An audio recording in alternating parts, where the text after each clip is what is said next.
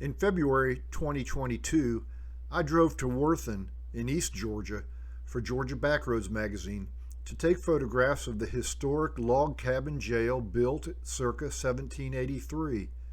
The jail housed Vice President Aaron Burr for one night in 1807 as guards escorted him to Richmond to stand trial for treason.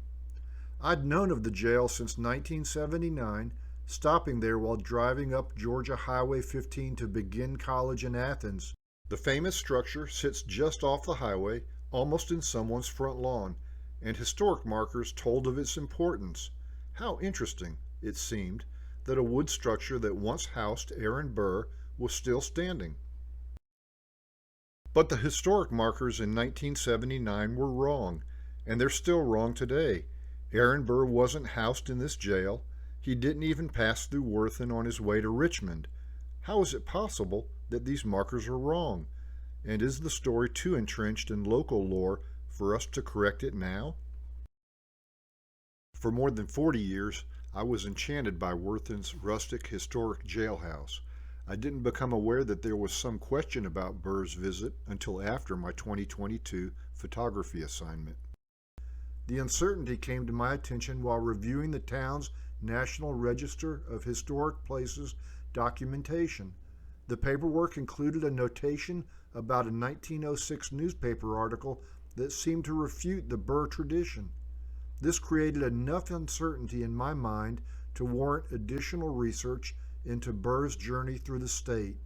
At the least, I would look for documents from 1807 that specified his route, and also I would find and evaluate that 1906 article. Who wrote it? Was it credible?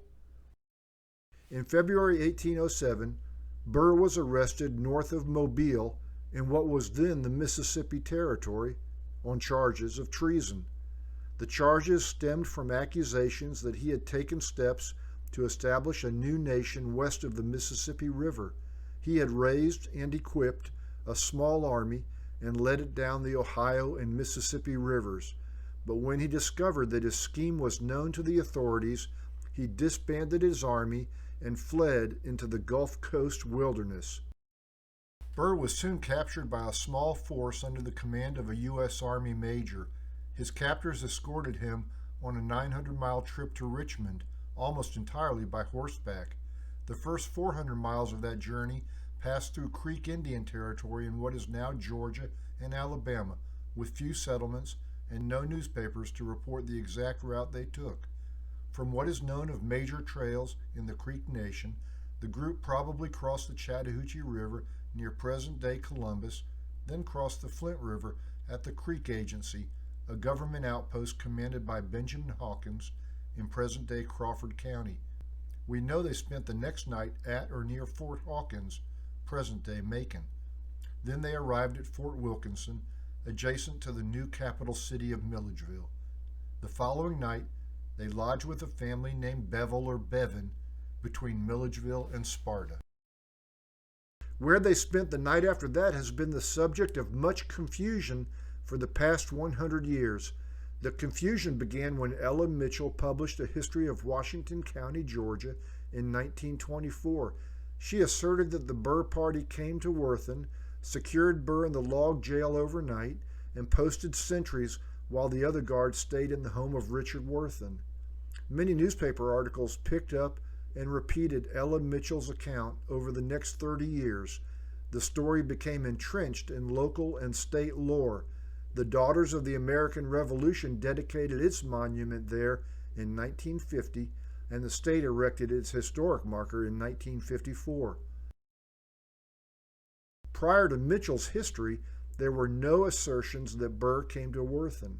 To the contrary, the historic record, including 1807 newspaper reports, showed that his group stayed near Sparta one night and at the shoals of the Ogeechee the next. The itinerary was later reported in various newspapers, including the Atlanta Constitution in 1906. The 1906 Constitution article is of particular interest because the author was Macon Warthen, a lifelong resident of the town named for his family. Ella Mitchell stated that it was in the house of Macon's father, Richard, that the Burr captors lodged while in Warthen, but Macon said nothing about Burr passing through when he wrote his Constitution article about Burr's journey through Georgia.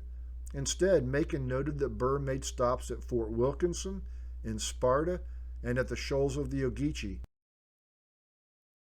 Connecting all the dots from the 1807 newspaper reports shows that the Burr party took a route that passed about 15 miles north of Warthen. Macon noted that his grandfather, Elijah, was in the Army and stationed at Fort Wilkinson when Burr came through that post.